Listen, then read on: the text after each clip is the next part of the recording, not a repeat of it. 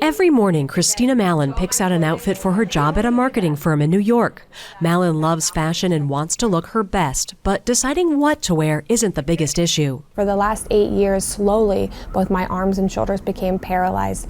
They don't exactly know what I have. They think it's motor neuron disease, most similar to ALS. When Mallon's muscles began to atrophy, her old clothes no longer fit or became too difficult for her to put on by herself. Fashion is a way to express your soul and your personality. So, and me being a fashionista since I was a child, it was very difficult that I couldn't wear my remaining clothing because I felt like a part of my identity was dying.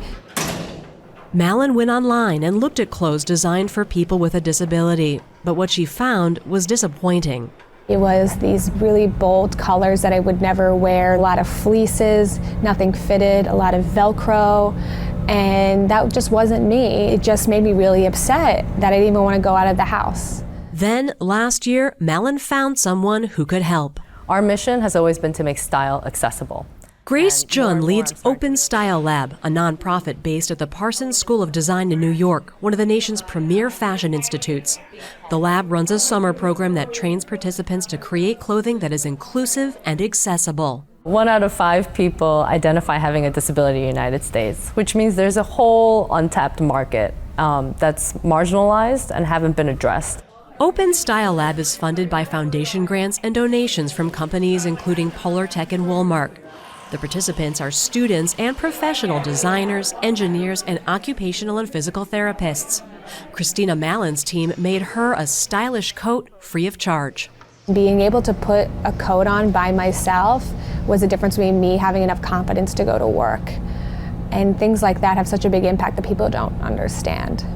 One of the designers went on to create a whole collection for Mallon, making a shirt with a silky inside that's easier to slip over her head, a dress with a strap at the bottom that Mallon tugs on with her foot to pull the hem down. Mallon was so inspired, she now helps run Open Style Lab with Grace Jun as a volunteer.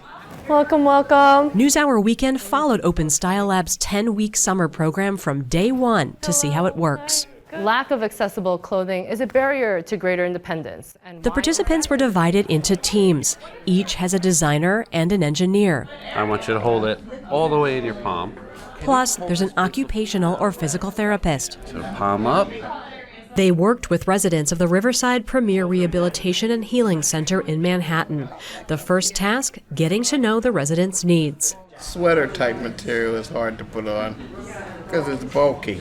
Roxine Gazette had a stroke and is working to regain the use of her right arm. I like to use it again, and I don't use it at all. Being unable to dress oneself is a big part of the lost independence that disability can cause. Roxy tells her team she gets frustrated waiting for an aide every morning to come help her get dressed. And so we're going to find a piece of clothing that she's going to be able to get on independently without assistance from her caregiver. I get them up. Yeah. I get the pants up. Ada Stewart has severe rheumatoid arthritis. Her team learned that it took her a full 8 minutes to pull on a pair of sweatpants. Sometimes both of them go in the same leg, and I can say, oh, what am I doing? So they set about engineering something easier for her to put on. Another rehab resident, Wanda Rosario, has Parkinson's disease. She gets cold easily and has pain and weakness in her arms. It's so hard to find. Wanda loves music and singing, and she told her team her favorite memory was once performing at amateur night at the Apollo. So they decided to create a rock and roll leather jacket that she could put on over her head, which is less painful than pulling on from behind. Crew neck to be kind of big enough for her to easily slide overhead, particularly her bun. It would have to be pretty wide. You'd be almost a boat neck at that point. Okay. The teams must rethink typical garment construction, everything from design to materials. Roxy's team is trying to figure out how to make a wrap dress that she can put on using only one arm. And the arm through the sleeve. An arm through the sleeve. Roxy typically required a lot of help getting dressed, but she managed to pull on a prototype of this dress almost completely by herself. For people with paralysis or limited dexterity, fasteners like buttons or zippers can be difficult. Roxy's team tried magnets, but it turned out they didn't work that well either. It was sticking to the wheelchair, and so it made it difficult to maneuver the garment, and so we had to eliminate that. Fabric choice is important too. Many of the teams use wool, which is natural and breathable. Wanda's team discovered the synthetic vinyl they first tried didn't work. The vinyl was too stiff. It created these very unesthetic wrinkles and lines and creases. So they switched to lambskin, which didn't wrinkle as much, and they created a guide within the jacket to show Wanda how to put it on. So blue is for your arms and pink is for your head. The teams visited the clients regularly to test out the garments and make sure they fit.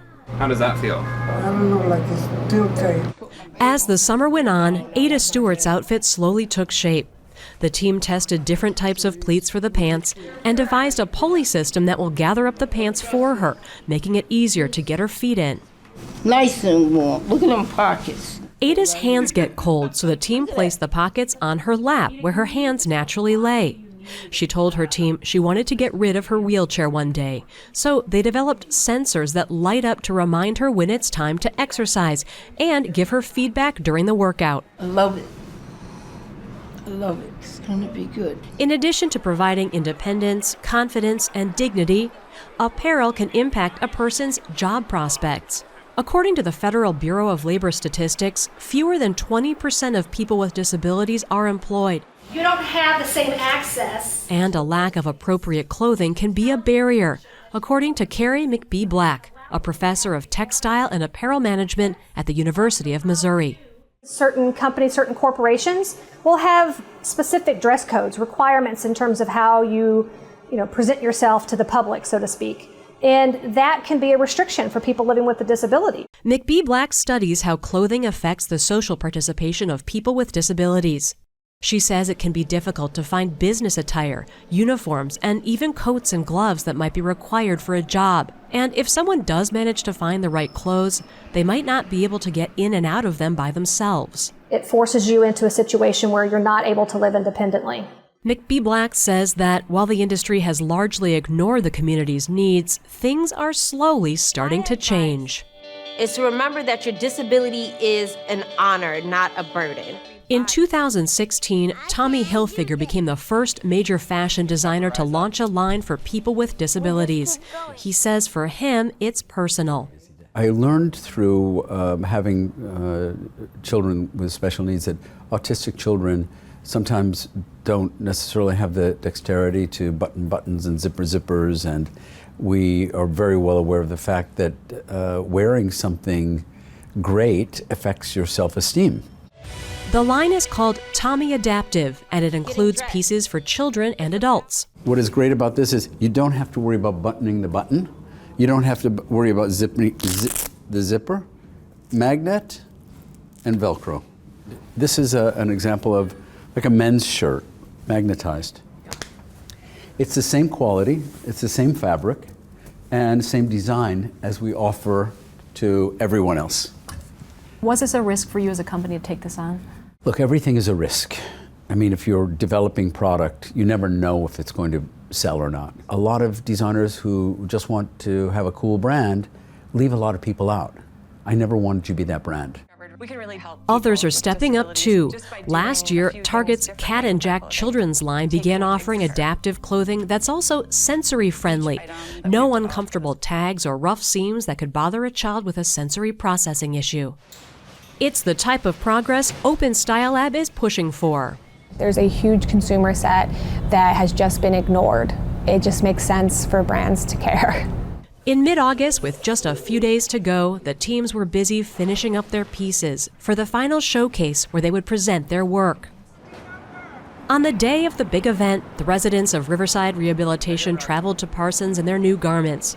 Roxy Gazette in her wrap dress. Hi, thank you. Ada Stewart in her jumpsuit. Ada, you look so good! This is the most, the best.